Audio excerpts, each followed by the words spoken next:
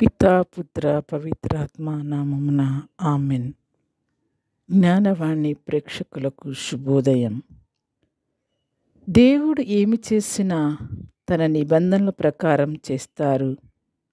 చాలాసార్లు చాలా సందర్భాలలో మనం ఆయనను ప్రశ్నిస్తూ ఉంటాం. ఎందుకు నాకే ఇలా జరిగింది? ఆ సందర్భంలో అలా జరగకుండా ఉంటే బాగుండేది. ఎందుకు నా జీవితం ఇలా అయిపోయింది? నేనెందుకు ఏమి చేయలేకపోతున్నాను? నేనే ఎందుకు ఇక్కడ ఉండాలి? వేరే వాళ్ళు ఉండవచ్చు కదా? ఇలా అనుకుంటూ పోతే, ప్రశ్నించుకుంటూ పోతే దానికి ముగింపే ఉండదు, సమాధానం కూడా ఉండదు. ఎందుకంటే దేవుడు ఏమి చేసినా ఒక ప్రణాళిక ప్రకారం చేస్తారు. కాబట్టి మన జీవితాలు ఎల్లప్పుడూ దేవుని ప్రణాళిక ప్రకారం నడవాలి. మన జీవితాలలో ఆయన ప్రణాళిక ప్రతిబింబించేలా జీవించాలి. చివరి వరకు ఆయన ప్రణాళికను అనుసరించి ప్రార్థన ద్వారా తెలుసుకొని జీవించాలి. అప్పుడు మన జీవితం ఎటువంటి పరిస్థితులను ఎదుర్కొనుచున్నా కానీ అన్నిటినీ దైవచిత్తముగా అంగీకరించి సంతోషచిత్తులుగా ఉంచాము.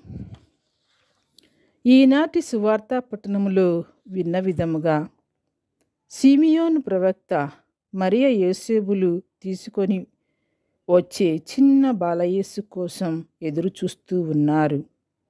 ఒకసారి ఆ బాలయేసును చూచి ఈ విధంగా తన హస్తంలోకి తీసుకొని, ప్రభు, నీ మాట ప్రకారం ఈ దాసుని ఇక సమాధానముతో నిష్క్రమింపనిమ్ము. ఏలన నా కన్నులతో నీ రక్షణను చూచి ఉంచిని.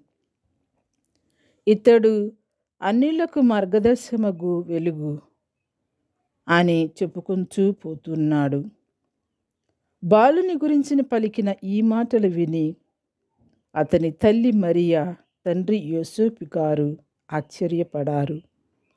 మరియు ఈ బాలుడు ఇశ్రాయేలీయులలో అనేకుల పతనమునకు ఉద్ధరణకు కారకుడగును. ఇతడు వివాదాస్పదమైన గుర్తుగా నియమింపబడి ఉన్నాడు. అనేకుల మనోగతములను బయలుపరచును. ఈ మాటలు విన్న మరియమ్మ, యోసేపులు ఎంతో కలవరపడిరి. ఇతను దేవుని కుమారుడని తెలిసి కూడా సిమియోను గారి మాటలు వారికి భయమును కలిగించెను. ఈ బిడ్డ జీవితములో దేవుని చిత్తము ఈ విధంగా ఉంది అని తెలుసుకొని అదే విధముగా దేవుని సేవలో, దేవుని ప్రేమలో ఆ బిడ్డకు తర్ఫీదు ఇచ్చి పెంచియున్నారు. ఏ సందర్భంలో కూడా ఈ తల్లిదండ్రులు తమ ఇష్ట ప్రకారము యేసుని పెంచక దేవుని చిత్త ప్రకారం పెంచారు. మానవ